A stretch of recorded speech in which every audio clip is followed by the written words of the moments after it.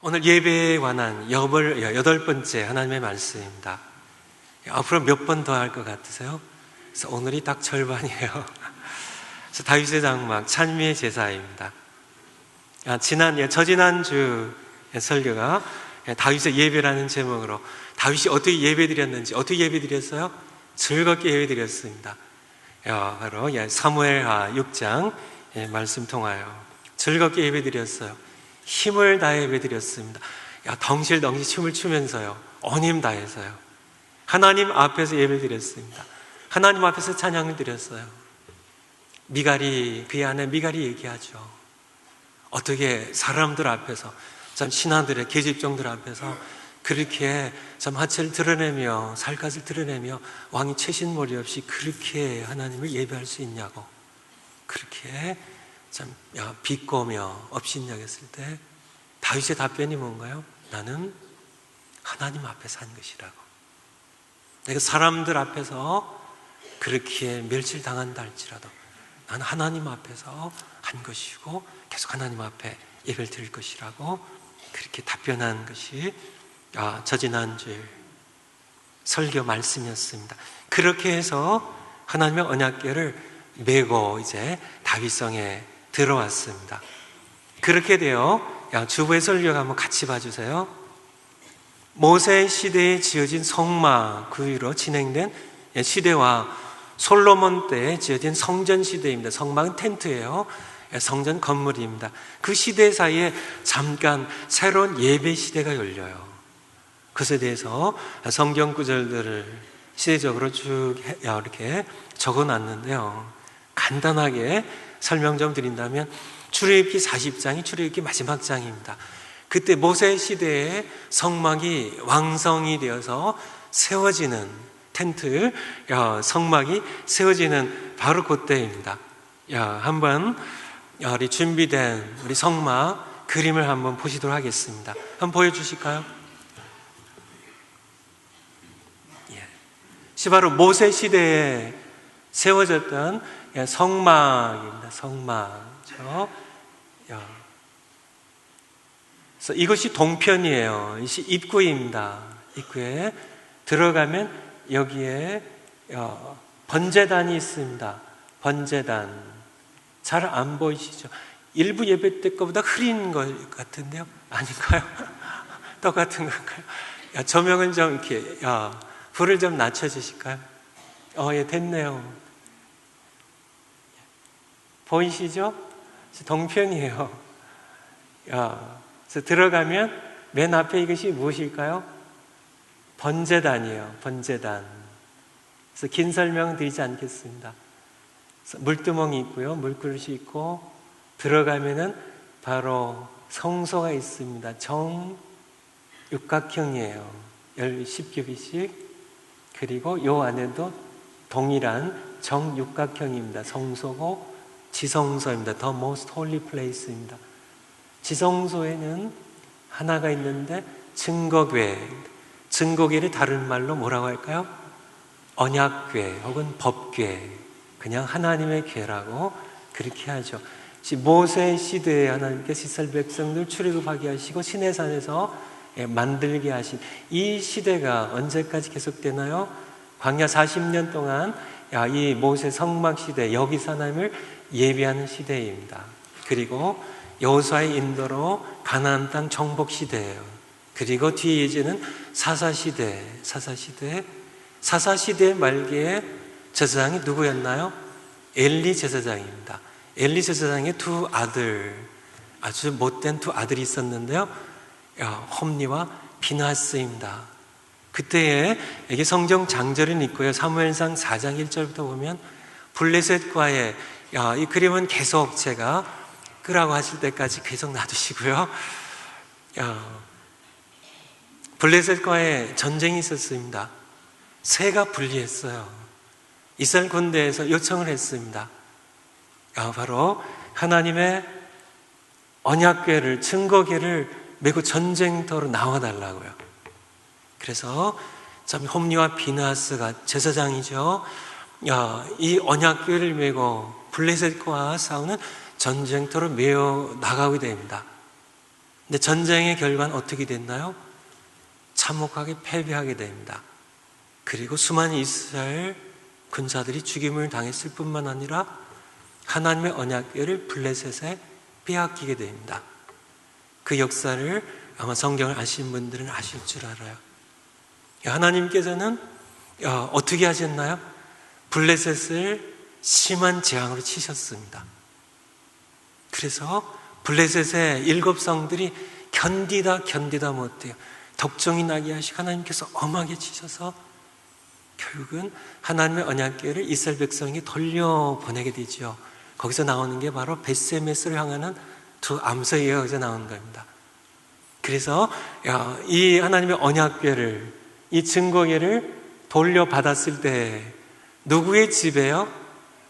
아비나답의 집에 이제 되게 됩니다. 그때부터 모세 시대에 지어진 이 성막과 이 증거궤가 분리된 시대가 시작이 돼요. 사실이죠? 증거궤, 언약궤만 따로 나오게 되는, 전쟁 때 갖고 갔다는 뺏겼다 돌려받고는 분리된 시대가 진행이 되는 겁니다. 그리고 다윗이 저지난 설교 때 사무엘하 6장에서 봤던 것처럼 아비나답의 집에서 다시 자기가 사는 다윗성으로, 지금 예루살렘이죠, 시온성으로 하나님의 언약궤를 가져오기를 사모했습니다. 그런데 실패하게 되죠. 그래서 베레스 우사라는, 거기에서 우사가 죽게 됩니다. 그래서 아비나답 집에서 옮기다가 다윗성으로 가지 못하고 어디로요? 오벳 에돔의 집에 석 달을 머물게 됩니다. 그리고 다시 오벳 에돔의 집에서 다시 이제는 레위인들이 이 하나님의 언약궤를 메고 이렇게 다윗성으로 이제 들어오는 것이 저지난주일 설교 본문이었어요. 그래서 오늘 본문으로 간다면 16장 1절입니다. 하나님의 궤를 메고 들어가서 다윗이 위하여, 무엇을 위하여? 하나님의 언약궤를 위하여 친 장막, 텐트를 하나 만들어 놓은 겁니다. 거기에 두고 번제와 화목제를 하나님 앞에 드리니라는 이 시대에 관한 그런 말씀입니다. 15장 1절 다윗이 다윗성에서 자기를 위하여 궁궐을 세웠고요. 그리고 하나님의 궤를 위하여 처소를 예비하고 위하여 장막을 치고, 장막을 치느냐, 그 시대가 열렸던 겁니다. 21장 29절입니다. 성경 장절은 다 있습니다. 21장 29절 찾으신 분 한번 같이 읽으시겠습니다. 시작. 옛적에 모세가 광야에서 지은 여호와의 장막과 번제단이 그때의 기본 산당이 있으나, 바로 모세 시대에 지어졌던 성막입니다. 그때 부살렐과 오홀리압이 중심이 되어서 백성이 함께 지었던 이것이 번제단과 함께, 여기에 있는 것처럼 번제단과 함께 기브온 산당이 있어서, 이것은 어디예요? 기브온에 있었어요. 기브온에 에브라임 지파가 살던 기럇 여야림 기브온에 있었고, 그리고 이 증거궤는 어디에 있었을까요? 이 언약궤는 다윗성이에요. 그래서 떨어져 있던 그 시절에 대하여 말씀드린 겁니다. 역대하 1장, 우리 역대상을 지금 보고 있고요. 역대하 1장 1절부터 보면 다윗이 죽었어요. 솔로몬이 왕위를 이어받았습니다. 2절에 보면 솔로몬이 온 이스라엘의 족장들에게 명했고요. 3절에 온 회중이 함께 어디로 갔으니? 기브온 산당으로 갔습니다. 아버지가 만든 또 다른 텐트입니다. 또 다른 장막, 이렇게 하나님의 언약궤만 있는 그 장막, 그것이 아니라 기브온 산당으로 갔습니다. 거기에 뭐가 있었어요? 하나님의 회막입니다. 여호와의 종 모세가 광야에서 지은 것이 거기 있습니다. 4절에 다윗은 전에 예루살렘에서 하나님의 궤를 위하여 장막을 쳤었으므로, 바로 그 얘기는 하나님의 언약궤에 관한 이야기고요. 그리고 5절에 옛적에 후레 손자 우리의 아들 부살렐이 지은 넛다는 번제단은 여호와의 장막 앞에 기브온 산당에 있었음을 우리에게 말씀해 주고 계시고요. 6절에 여호와 앞 곧 회막 앞에 있는 놋단에 이르러 솔로몬이 백성의 모든 지도자들과 온 회중들을 모아서 기브온 산당에 갔고요. 그리고 6절에 여호와 앞 곧 회막 앞 모세가 지었던 성막 앞 여기에 놋단에 이르러 그 위에 일천 희생으로 번제를 드렸다라는 그런 말씀입니다. 이 시대를 아시겠죠? 하나님께서는 모세로 하여금 성막을 짓게 하셨습니다. 보시다시피요.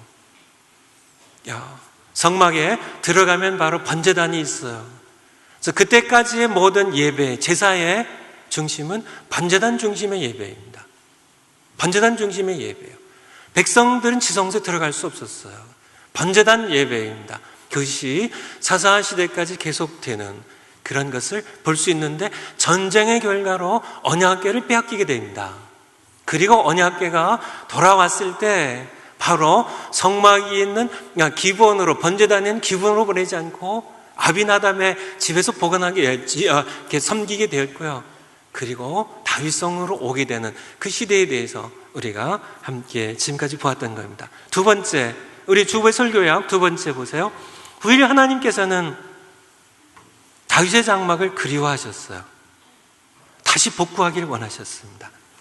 하나님의 이름으로 일컬음을 받을 모든 이방인들도 다시 세우신 다윗의 장막에서 주님을 찾게 하길 원하셨어요. 아모스 선지자를 통하여 말씀하셨는데요. 그것을 사도행전 15장에서 인용하고 계십니다. 사도행전 15장 15절부터 한번 보실까요? 신약성경 사도행전 15장 15절부터 사도행전 15장 15절부터입니다. 선지자들의 말씀이 이와 합하도다 기록된 바 이후에 내가 돌아와서 다윗의 무너진 장막을 다시 지으며 After this I will return and rebuild David's fallen tent입니다.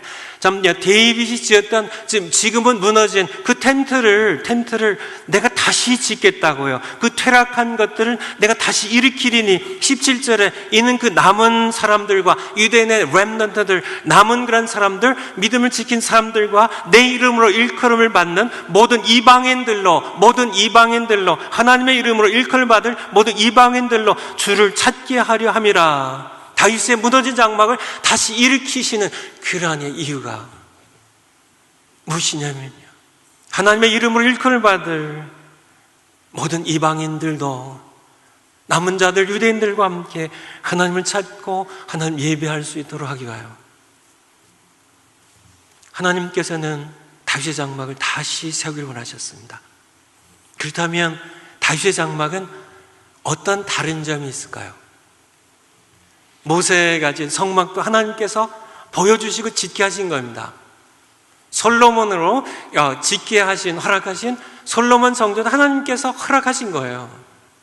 지금 하나님께서는 그러한 것들을 그리워하시진 않으셨고요. 다시 세우기를 원하시지 않으셨고요. 하나님께서 다시 세우리라고 하셨던 것은 다윗의 장막이었습니다. 무엇이 다를까요? 보시다시피요,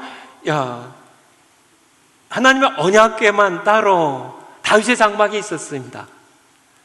번제단이 없었어요. 다른 성막은 없었어요. 바로 예배 중심이 바뀐 겁니다. 과거의 모든 예배는 번제단을 중심으로 하여 드리는 이런 제사 예배였어요. 하지만은 다윗의 시대 잠깐 동안입니다. 다윗의 장막이 있었던 그 기간 동안이에요.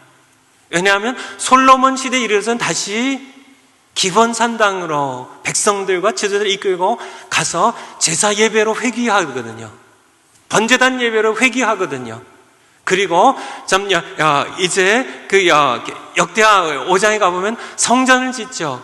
그래서 성전을 지으면 다시 이제는 하나님의 언약궤를 다윗의 장막에서 아버지가 만졌던 다윗의 장막에서 다시 회수하여서 자신이 지었던 그런 성전에 다시 모셔드리고, 그리고 거기에서 제사 중심의 번제단 중심의 예배를 다시 시작하거든요. 잠시 있었던 예배 시대입니다. 그 시대에 세 번째입니다. 찬미의 제사입니다. 이제까지 예배에 없거나 작은 부분에 불과했던 찬양이 다윗의 장막에서는 예배 중심이 되었습니다. 하나님께서는 그것을 그리워하셨던 겁니다. 역대상 6장 31절 한번 보겠습니다. 역대상 6장 31절.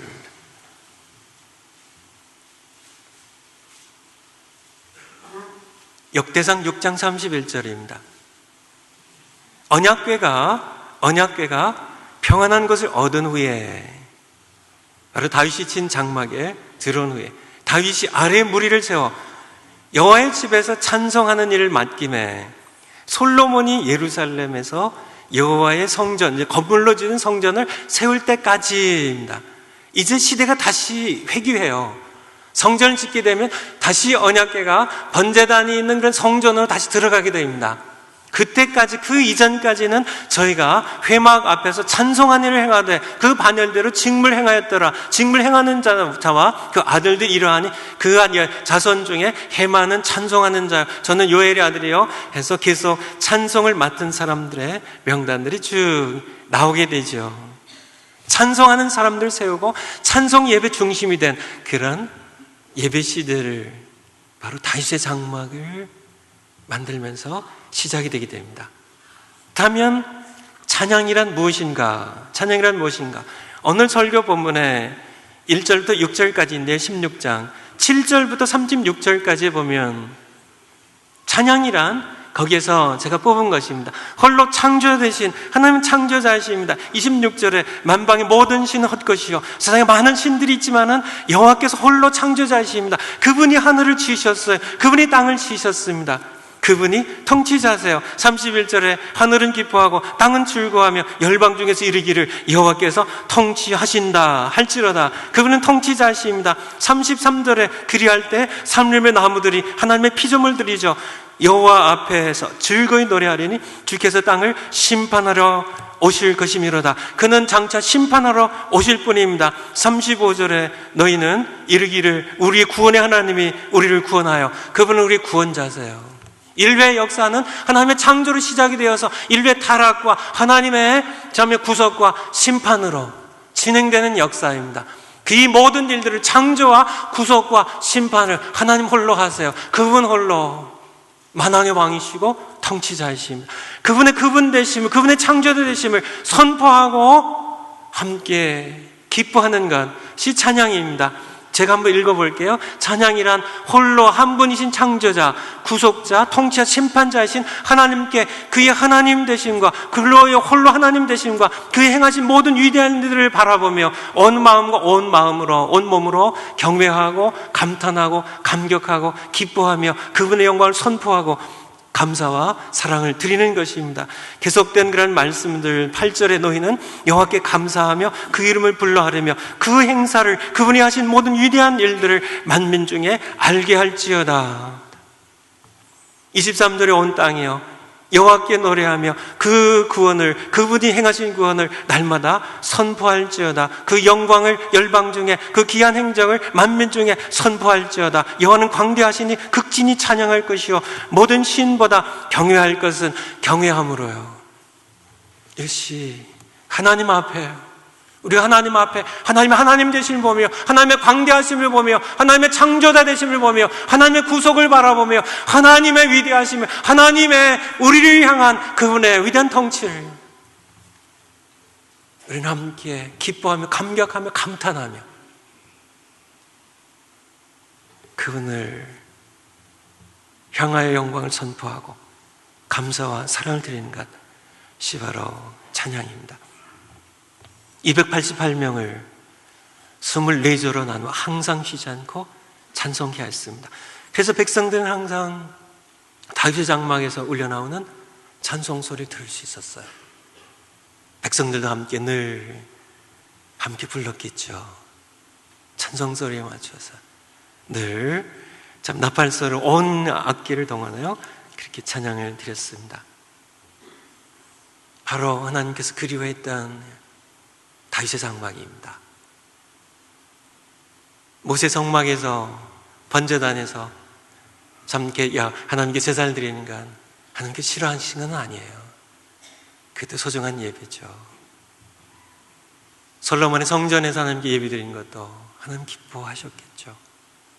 지금 하나님께서는 다시 세우기 원하셨고 그리워하셨던 이방인 된 우리들이 하나님의 이름으로 일컬음을 받으며 우리로 하여금 하나님 앞에 하나님을 참 찬양하게 할 그러한 제단, 바로 하나님께서 다시 세우시는 다윗의 장막이고요. 그것에 대해서는 또 다른 설교로서 하나님의 말씀으로 함께 듣게 될 것입니다. 네 번째, 레위 사람 중에 여호와 찬송하기를 배워 익숙한 자들 세워 찬양케 하였습니다. 역대상 15장 말씀 가운데 나오고요. 가르쳤고요, 배웠고요, 가르치는 자들이 있었고 익숙한 자를 세워서요. 25장 7절 말씀만 보겠습니다. 역대상 25장 7절 말씀, 역대상 25장 7절 말씀입니다. 역대상 25장 7절 말씀, 찾으신 분들 한번 한 목소리 읽으시겠습니다. 시작. 저희와 저희 모든 형제 곧 여호와 찬송하기를 배워 익숙한 자의 수가 288이니라. 아멘. 그래서 그들을 12명씩 24조로 나누었어요. 24조가 번갈아 가면서 순서대로 하나님을 밤낮으로요, 쉬지 않고 다윗의 장막에서요, 여호와의 언약궤 앞에서요, 하나님의 임재입니다. 여호와의 언약궤 가장 중요한 것이죠. 모세 성막 가운데 가장 중요한 것이고 솔로몬 성전 가운데 가장 중요한 것입니다. 바로 하나님의 언약궤입니다. 다른 사진 한번 보여주실까요? 다른 그림, 바로 세 지파씩이요, 이스라엘 모든 회중들이 모두 하나님의 그 성막이 있는 곳입니다. 모세 시절이죠. 그렇죠. 이게 번제단이 여기에 있어요. 이게 물두멍 물그릇이 있고요. 모든 백성들은 여기까지밖에 들어갈 수가 없습니다. 성소는 제사장만 들어갈 수 있고, 지성소는 말씀드린 것처럼 대제사장이 대속죄일 날 하루만 들어갈 수 있어요. 여기 지성소인데요. 지성소 안에는 딱 하나가 있습니다. 하나님의 언약궤가 있어요. 언약궤 위에 속죄소가 있고요. 바로 그것이 하나님의 임재하신 곳이에요. 하나님이 거기에 보좌를 만드시고 거기 하나님께서 임재하신 것, 밤에는 불기둥으로요, 하나님의 바로 언약궤 위에 속죄소에 하나님이 임재해 계심을, 백성 가운데 그곳에 살아계셔서 백성 한복판에 임재해 계심을 보여준 불기둥이요, 낮은 구름 기둥으로 자신의 임재를 보여주신 그러한 모습입니다. 그런데 바로 여기에 있는 지성소에는 언약궤가 전쟁을 통하여 블레셋에 빼앗겼다가 아비나답의 집에 갔다가 오베데돔의 집에 갔다가 다시 사위성에 머물렀던 그 시절입니다. 지만은 솔로몬 성전을 지어서 다시 언약궤를 성전 안으로 다시 들어가고 다시 제사 중심에, 번제단 중심에 예배가 회복돼 거기 전까지요, 솔로몬이 성전을 지을 그때까지 찬송이 중심이 되는 예배가 하나님께 드려졌고, 하나님께서는 바로 그 시절을, 다윗의 장막의 시절을 그리워했음을 우리에게 말씀해 주고 계신 겁니다. 그때 찬송하는 무리들을 세웠어요. 찬송하는 무리를 세웠습니다. 288명이에요. 아사프야, 헤만입니다. 여러 사람들을 세워서요, 그들이 여러 가지 악기로, 6절에 보면 25장 6절입니다. 이들이 다 그 아비의 수하에 속하여 재금과 비파와 수금을 잡아 여호와 하나님의 전에서 노래하며 섬겼고, 하나님 앞에서 아사프과 여두둔과 헤만 왕의 수하에 속하였으니 그들이 여호와 찬송을 배워 익숙한 무리들이 번갈아 가면서 바로 다른 아무것도 없이요, 단지 하나님의 언약궤만 있는 그곳에서 오직 하나님의 임재 앞에서 모든 백성들이 하나님 앞에 찬양하는 그것이 예배 중심이 되는, 바로 사실은 이 시대가 바로 그 시대를 새로 열어주셨는데요, 그것에 대해서는 다른 설교로서 말씀드리기로 하고요, 여기서는 여호와 찬송하기를 가르쳤고 배웠고 익숙한 자들을 세워서 찬양했다는 이 말씀을 네 번째로 전합니다. 목소리뿐만 아니라 온갖 악기를 통하여 하나님을 찬송했어요. 하나님을 찬양하는 사람들은 하나님을 사랑하는 마음으로 더 나은 찬양을 드리기 위하여 배우고 노력해야 한다는 사실이에요. 우리는 그렇게, 많은 분들이 그렇게 생각할 수 있습니다. 하나님 사랑하는 마음으로 드리면 되지.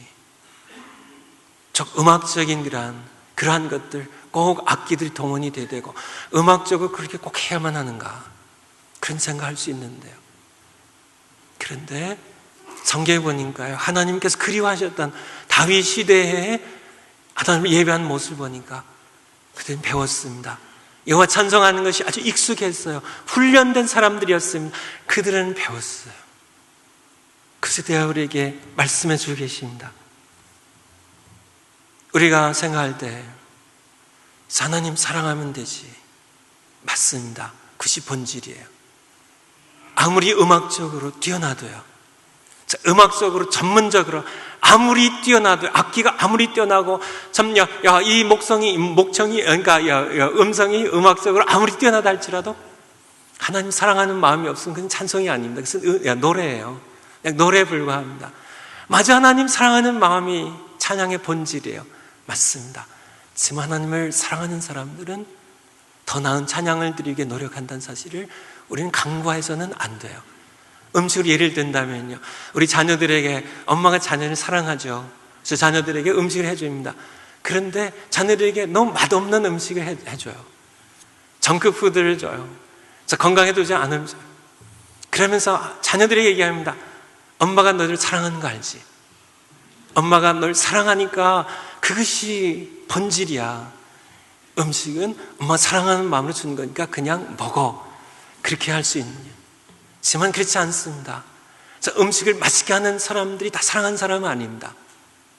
하지만은 자녀를 사랑하는 엄마는 자녀들을 어떻게 하면 맛있고 건강한 음식을 줄까, 더 나은 음식을 주게 하여 사랑하는 엄마들은 노력하는데, 하나님께 우리가 드리는 찬양도 마찬가지입니다. 우리가 하나님께 드리는 찬양이 그저 내가 하나님 사랑하는 것 맞습니다. 그것이 하나님 사랑하는 마음, 그것이 본질이에요. 찬양의 본질입니다. 그래요. 참 그렇지만은 우리가 하나님을 사랑하게 되면은 더 나은 찬양을 드리고, 우리가 하나님께 받은 음식들이 정크푸드 같은 찬양을 드리는 것이 하나님 내가 사랑하는 거 알죠? 그러면 됐지 않습니까? 그렇게 얘기할 수가 없다는 얘기예요.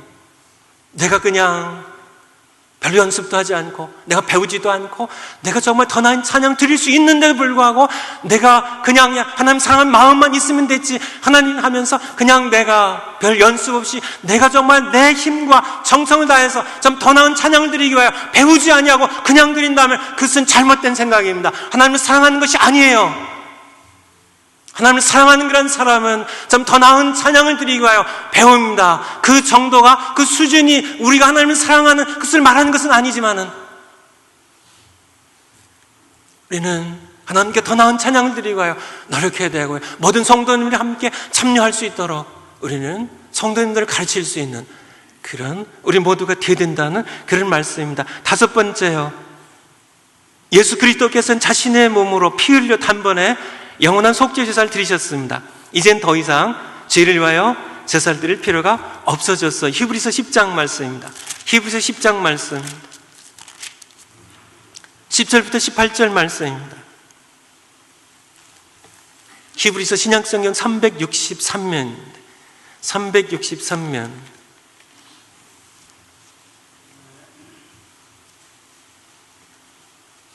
363면 히브리서 10장 10절입니다. 이 뜻을 쫓아 예수 그리스도의 몸을 단번에입니다. 단번에, 영어로 once for all이라는 단어가 여기서 나옵니다. 들이심으로 말미암아 우리가 거룩함을, 성결함을, 정결케 됨을 얻었노라, 이렇게 말씀하고 계세요. 12절에 오직 그리스도는 죄를 위하여 한 영원한 제사를, 한 번에, 단 한 번에 영원한 제사입니다. 영원한 제사요. 다시 이제는 죄를 위하여 제사가 필요 없는 그런 영원한 제사를 한 번 영원히 드리셨어요. 그래서 18절 같이 한번 읽겠습니다. 시작. 이것을 사하셨은즉 다시 죄를 위하여 제사 드릴 것이 없느니라. 이제는 다시 죄를, 속죄를 위한 그런 제사를 다시 드릴 것이 없느니라고 말씀하고 계십니다. 다시 앞에 그림으로 한번 보여주실까요? 예. 이제는 번제단이 필요 없는 시대가 된 겁니다. 번제단이 필요 없는 시대가 되었어요. 이제는 이 번제단이, 속죄 제사가 필요 없는 시대가 되었습니다. 왜요? 예수 그리스도께서 단번에 한 영원한 제사를 드리셨기 때문에요. 이제는 하나님의 언약궤로 우리가 누구든지 예수님의 피를 의지해서 다 들어갈 수 있는 시대에, 다시 잠깐 있었던 다윗의 장막의 시대로 다시 하나님께서는 새로운 예배 시대를 열어주신 거예요. 누구든지요. 하나님의 백성들은 이방인이라 할지라도 모두 함께 하나님 앞에 참 찬양이 중심이 되는 예배를 열어주신 겁니다. 그래서 히브리서 13장 15절에서 16절입니다. 히브리서 13장 15절 16절입니다. 이젠 두 가지 제사가 남았는데요. 두 가지 제사가 남았습니다. 이러므로 우리가 13장 15절입니다. 예수로 말미암아 항상 찬미의 제사를 하나님께 드리자. 이젠 속죄 제사는 필요 없어졌어요. 이젠 찬미의 제사입니다. 찬미의 제사를 하나님께 드리자. 또한 제사가 있는데 16절에 오직 선을 행함과 서로 나누기를 잊지 말라. 이 같은 제사는, 또 이것에 대해서도 다음 주일날 삶으로 드리는 예배에 대하여 말씀드리기로 하고요. 오늘은 찬양의 제사에 대한 말씀입니다. 바로 다윗이 다윗의 장막에서 찬미의 제사를, 찬양의 제사를 드렸던 겁니다. 바로 이 시대에 우리가 드려야 될 예배에 관한 말씀입니다. 여섯 번째예요. 기도와 함께 찬양은 나의 영적 상태를 재는 좋은 척도가 됩니다. 여러 다른 척도들이 있지만은 아주 좋은 척도예요. 여러분이 여러분의 기도를 생각하면 여러분의 신앙을 잴 수 있는 것처럼 찬양도 하나님의 임재 앞에, 하나님의 언약궤, 하나님의 임재 앞에 여러분이 드린 찬양의 모습을 보면 여러분의 영적 상태를 아주 정확하게 잴 수가 있어요. 여러분 집에 가라오케에 있는 분들 계시죠? 여기에도요. 가라오케 있는 집이요. 가라오케 틀면은 무슨 노래 하나요? 가라오케 틀면 무슨 노래 하나요? 우리 신자니까 한 곡 정도는 할 수 없이 그냥 이렇게 하나 좀 엉거주춤하게 부르고요. 그 다음에 이제 뽕짝 흘러나오기 시작하면 신이 나는 분, 여러분의 영적 상태를 여러분이 알겠지요. 이제 바로 여러분의 상태 모습입니다. 여러분의 찬송가, 가장 좋아하는 찬송이 18번 찬송이 뭐예요? 저에게 얘기해 주시면 제가 여러분의 신앙을 어느 정도 짐작할 수 있습니다. 여러분이 좋아하는 찬송이 무엇인지요? 여러분이 알 수 있을 겁니다. 지난 한 주일 동안 살면서요, 여러분의 참 삶 가운데서 마음속에서 솟아나온 찬송이 있었는지요? 그 찬송이 무엇인가요? 그 찬송을 제게 얘기해 주시면 여러분이 외로운지 슬픈지 기쁜지 제가 맞힐 수가 있어요. 그러니까 우리가 다 같이 몇 장 찬송하겠습니다 해가지고 드리는 찬송 말고요, 여러분의 영이 영신 하나님께 참 나도 모르게 내 영이 하나님께 드리는 그 찬송이 무엇이냐고요. 일주일 동안 그 찬송이 없었다면 제가 말씀드리는데 여러분은 건강한 신앙생활이 아닙니다. 우리 하나님의 임재 앞에 살아가요. 하나님의 위대하심을요, 밤하늘의 별들을 바라보며요, 참 파릇파릇 돋는 그러한 여러 참 새싹들, 참 지는 그러한 꽃들 바라보며요, 참 파도 치는 바다를 바라보며요, 참 이 광활한 하늘을 보며, 참 하나님 주신 이 세계를 바라보며, 하나님 되실 보며, 하나님의 광대하실 보며, 하나님께서 내게 베푸신 은혜들을 보며, 참 내게 고난도 있고 슬픔도 있지만 그 가운데 역사하시고 나와 동행하시는 하나님을 보며 내 마음 가운데 찬송이 솟아나오지 아니한다면 여러분의 신앙 형식화되고 습관화된 굳어진 신앙생활이 불과하다는 것이에요. 다윗의 장막에 대한 얘기입니다. 다윗은 목동 시절부터요, 그는 외롭게 양들을 치며 밤에 무서움이 참 맹세된 무서움들이 있고 참 여러 가지 참 어렵고 외롭고 한 슬픔이 이런 게 있을 때 그는 수금을 쳤습니다. 하나님을 찬송했어요. 여호와는 나의 목자시니 내게 부족함이 없다고요. 전 그는 항상 하나님 주신 만물들을 바라보며 하나님 주신 제가 어찌 그리 아름다운지요, 하나님의 위대하신 구원을 그는 찬송했습니다. 섬지하지 않은 하나님의 손길을 그는 찬송했어요. 그것이 다윗의 생애였고 그것의 절정의 모습이 바로 다윗의 장막이었음을 말씀드리는 겁니다. 우리 찬송뿐만 아니라 사실은 노래라는 것은 하나님의 일반 은총 가운데 있는 것입니다. 이제는 성막 꺼셔도 되겠어요. 감사합니다. 노래라는 것이요, 하나님 주신 일반 은총이에요. 일반 은총이라 하면 믿지 않는 모든 분들에게도 함께 더불어 주신 겁니다. 하나님께서 그 형상들을 지으시면서. 노래라는 것은 신비하리라 할 만큼 힘이 있습니다. 아시나요? 여러분들 고향 생각할 때 이렇게 여러 가지 생각할 필요 없습니다. 노래 하나만 딱 부르면 돼요. 나의 살던 고향은 꽃피는 산골 하다 보면요, 어느 눈에 눈물이 글썽해지고요. 우리 조국 사랑하는 거요, 조국 사랑하는 거 쉽습니다.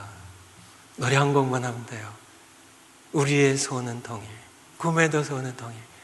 우리는 모두 마음이 뭉클해지고요, 조국 생각하게 되고, 우리 조국의 참 분단된 현실 가슴 아파하게 되고, 조국을 사랑하는 마음이 막 솟아나게 되죠. 우리 한국의 근대사 가운데 가장 우리 대한민국을 대한민국이 했었던 가장 큰 영향을 미쳤던 역사적인 사건을 우리 국민들이 뭐라고 얘기했을까요? 경북 고속도로 여러 가지 얘기했겠지만은 우리 국민들이 뽑은 것은 새마을운동입니다. 새마을운동이 우리 대한민국을 대한민국이 되게 하는 가장 큰 영향을 미쳤다고요. 그래서 국민들의 얘기예요. 그런데 새마을운동을 결정적으로 성공할 수 있게 된 요인이 됐던 것이 뭔지 아세요? 제가 생각에는 노래입니다. 잘 살아보세요. 잘 살아보세요. 우리도 한번요. 참, 반만 년 동안 우리는 가난 가운데 살았어요. 서러움 가운데 살았어요. 참, 힘들게 살아가면서 끊임없는 침략을 받았고, 약탈당하고, 외국어 약탈하고, 참, 여러 오랑캐들이 중국이 점령해가고, 빼앗아가고, 공물을 바쳐야 되고, 하는들 참 가난 가운데 살았어요. 찌들린 가난. 우리도 한번 잘 살아보세요. 전 국민의 마음을 뭉클하게 한 겁니다. 전 국민의 마음을 하나로 묶은 겁니다. 우리도 허리띠 졸라보고 한번 5,000년 동안 없었던 한번 이 가난을 한번 떨쳐보자는 이 노래의 힘입니다. 노래의 힘에 대해서 얘기하는 겁니다. 아마 참 잘 살아보세요. 이 노래가 없었다면 새마을운동이요. 글쎄요. 제가 생각에는 전 국민의 아침마다 참 스피커를 통해서 울려 퍼졌던 잘 살아보세요. 잘 살아보세요. 이것이 참 아침마다 우리에게 새로운 참 열심히 허리띠를 졸라매고 지금은 가난하지만 이 가난을 우리 후대에는 물려주지 말자는 그러한 참 그 공감대가 형성이 되고 함께 모든 백성 우리도 잘 살 수 있다는 그런 희망을 불러일으켰던 그것이 바로 노래의 힘이에요. 우리 민족만 가진 것이 아니고요. 어느 민족치고요, 노래가 없는 민족이 없습니다. 바로 그들은 슬픔을요, 괴로움을요, 기쁨을요, 두려움을요. 아프리카 토인들도 참 부족한 전쟁이 붙을 때 두렵죠. 나가면 참 찔려서 죽고 참 그런 전쟁 나갈 때 두려움을 물리치는 방법이 뭔지 아시죠? 둥둥 북을 치며 함께 뛰면서 노래를 한 겁니다. 그것이 바로 노래가 가진 힘이에요. 하나님 주신 선물입니다. 제가 드려간 말씀은 바로 노래가 가진 이 힘이 그것이 참 놀라운데요. 찬송이 가진 힘은 그것과 비교할 때 참 훨씬 더 놀라운 힘입니다. 찬송을 왜들 안 하신지 모르겠어요. 찬송을요. 여러분 기도할 때 기도가 안 될 때 어떻게 하시나요? 기도가 안 돼요. 기도에 집중이 안 돼. 기도에 줄이 잡히질 않아요. 참 기도가 자꾸 맹숭맹숭해요. 기도가 안 될 때 여러분 그냥 기도가 안 되네 오늘 하고 일어서시나요? 성경 읽을 때 성경 읽어도 집중이 안 돼요. 그냥 생각이 자꾸 산만해요. 집중이 안 돼요. 기도가 안 될 때, 성경 읽어지지 않을 때 여러분이 바로 찬송을 하는 겁니다. 찬송이요. 찬송은 참 놀라운 참 신비한 힘이 있습니다. 찬송을 하면요, 시편 22편 3절에 있는 것처럼 이스라엘의 찬송 가운데 거하신 하나님처럼 참요 우리가 참 찬송을 할 때 어둠들이 물러가요. 막힌 담들이 무너지기 시작합니다. 찬송을 할 때 참요 찬송도 하기 싫죠. 당연한 얘기입니다. 그렇지만 그때가 가장 찬송 필요한 때예요. 찬송을 힘줘서 찬송이 내 마음 가운데서 이제 참 복받쳐 솟아나오기 시작할 때 모든 어둠의 세력들은 떠나감을요. 자, 모든 병마들이 떠나감을요. 자, 모든 우수산의 금신들이 모두 떠나감을요. 어둠들이 물러갑니다. 다윗의 경우는 그는 늘 죽음을 당해 하나님 찬송한 사람이었습니다. 사울 왕이 하나님의 버림을 받습니다. 그에게 악신이 역사를 합니다. 그를 괴롭힙니다. 그때 그는 죽음을 다하는 선을 구하게 되죠. 다윗이 뽑혀가게 됩니다. 다윗이 죽음을 다합니다. 사무엘상 16장에 나온 얘기예요. 다윗이 하나님을 찬양할 때, 죽음을 다하며 하나님을 찬양할 때, 여호와는 나의 목자시심을 찬양할 때, 나의 힘이 되신 여호와여 하나님을 찬양할 때, 악신은 물러가고 사울 왕이 상쾌함을 받게 되는 그런 사도행전 16장에 보면은 바울과 실라가요, 억울하게 누명을 쓰고 엄청 두들겨 맞습니다. 자, 온몸이 옥신옥신 쑤시고요. 진짜 억울하죠. 진짜 억울하죠. 귀신 쫓아준 것 외에는 선한 일 하나 외에는 잘못한 거 아무것도 없는데요. 자, 억울하게 누명을 씌워서 그들이 엄청 두들겨 맞고 착고와 사슬에 치여져서 깊은 감옥에 던져집니다. 그들은 씩씩하며 씩씩거리며 참 억울함을 토로하고 하나님께 푸념을 하며 그러다가 제 기운에 지쳐서 잠을 들었어요. 정상인데요. 그는 그렇게 하지 않았습니다. 어떻게 했어요? 밤중에 찬송합니다. 찬송의 힘입니다. 찬송하면요, 찬송하는데 모든 죄소리 다 들었다고요. 신비한 능력입니다. 신비한 능력. 갑자기 옥토가 흔들리고 지진이 납니다. 모든 사슬들이 전부 착고들이 다 풀어집니다. 옥문이 열려. 찬송의 힘이에요. 거기 하나님이 임재하시기 때문에요. 찬송입니다. 찬송을 여러분들이 너무 지난 일주일 동안 살면서 얼마나 찬송하셨나요? 힘들 때 찬송하셨나요? 외로울 때 찬송하셨나요? 기쁠 때 찬송하셨나요? 가정 예배 드리며 찬송하셨나요?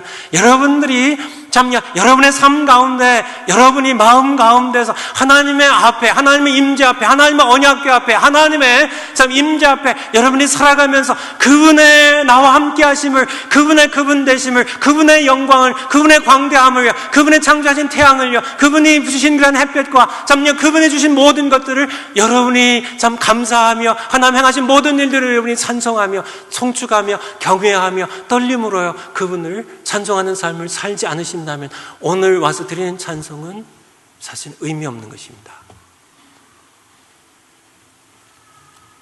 함께 드리자고 해갖고 드리는 찬송, 이 찬송의 의미가 있기 위해서는 여러분이 혼자 계실 때요, 외로울 때요, 다윗처럼요 항상 밤낮으로 나의 하나님, 난 하나님 앞에 살아가요. 그분이 나와 동행하세요. 그분 앞에 내가 살아가는 것을 느낄 때 우리는 그분을 찬송하지 않을 수가 없어요. 그분의 선하심을요, 그분의 사랑을요. 우리가 살아가며 많은 고통당하고 슬픔 당하지만 바로 그 고통 현장에 나와 함께 하시고 나를 위로하시고 그것을 극복할 수 있도록 힘을 주시는, 다시 나를 회복시키시는 그 하나님을 내가 경험할 때요, 그 하나님을 내가 모시고 살아갈 때 그분을 찬송하지 않는다면 여러분이 목석이 사람이 아니죠. 바로 그것이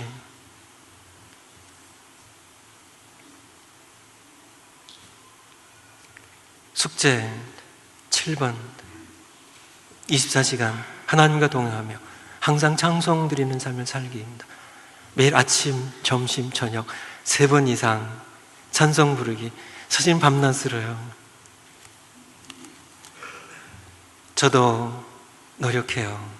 여호와 찬송하기를 배워 익숙한 자들. 제가 전문적으로 그렇게 하진 못하지만은, 전혀 그렇진 못하지만 평범하지만은 저는 노력합니다. 다윗처럼 춤을 추면서 하는 찬송이 있습니다. 3부 예배 때 가끔 해요.